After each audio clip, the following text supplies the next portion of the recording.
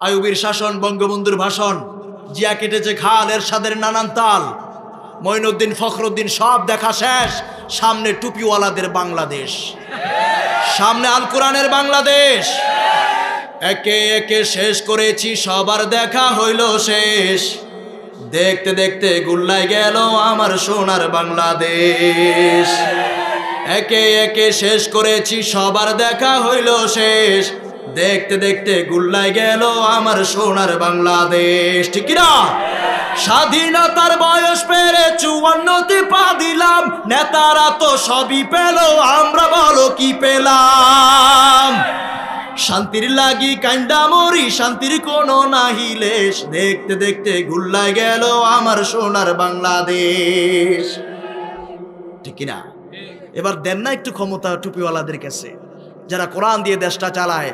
বিগত বছরেও মানুষ দেখেছে দুইটা মন্ত্রণালয়ে, অন্যান্য মন্ত্রণালয়গুলো চোর ডাকাতে ভরা, দুইটা মন্ত্রণালয়ে দুইটা টাকার দুর্নীতি দেখাতে পারে না। ঠিক কিনা বলে? তাদের কাছেই দেশ নিরাপদ। পারবেন ইনশাআল্লাহ?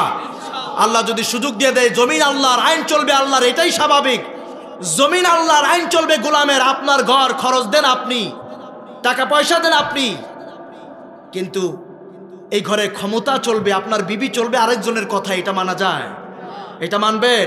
এত সুন্দর হিসাবটা আপনি বুঝেন। আপনার এই বডিটা তৈরির পেছনে ১৬ আনা অবদান আমার আল্লাহ, আর আপনি স্লোগান দেন নেতার জন্য জীবন দিতে প্রস্তুত।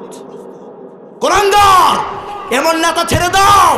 তোমার নেতা গুন্ডা, তোমার নেতা ডাকাত, তোমার নেতা খুনি, তোমার নেতা জেনাকার, তোমার নেতা মদ না খেলে রাতের ঘুম আসে না। ঠিক কিনা?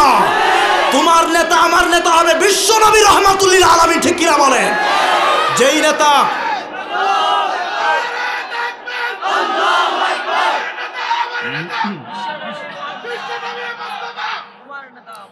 যেই নেতা কোরআনের চলার পথে বাধার সৃষ্টি করবে, যেই নেতা আল্লাহু আকবার আওয়াজকে বিতর্কিত স্লোগান বলে, যেই নেতা আলেমদের কণ্ঠ রোধ করার জন্য ফোন করে বিরক্ত করে, যেই নেতা প্রশাসন দিয়ে আবু লাহাবের বা হাতের ভূমিকা পালন করে তাফসীর বন্ধ করায়, সেটা নেতা না, সেটা ডাকাত, সেটা আবু জাহেল, আবু লাহাব, নমরুদ, ফেরাউনের প্রেতাত্মা। ঠিক কিনা বলে?